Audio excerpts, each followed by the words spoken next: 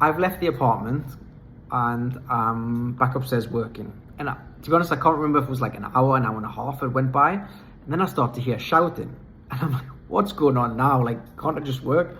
The neighbour, the one that was through the glass table, is on the balcony and he's looking over to the street and shouting at the two Palestinians.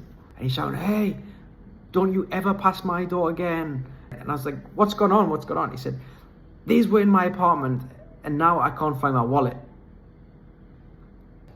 I was ready then. I was like, look, first of all, you don't accuse them. How are you sure it's them? I was in your apartment as well. And when we went in your apartment, you were asking about your cousin who wasn't even there. So many people have been in your apartment. And I said, these boys saved your life. And he starts getting offended. He says, you know I'm 50 years old. You can't speak to me like this. And obviously we're arguing in Greek, but some of it's in English. And he understands I'm English. And he says, you were raised in London. Now, I wasn't raised in London. I was raised in Newcastle, but I'm not going to argue about geography in the middle of a fight. He said, you're telling me you were raised in London and you've never seen something like this before in your life? He turns it around on me. It's my fault because I've never seen someone on drugs before and I've never witnessed something like this. And I've told him, this is not normal.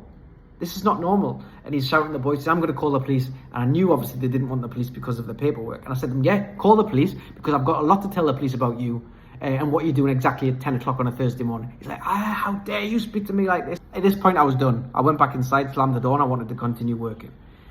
So just to let you know though, he has done the same thing since.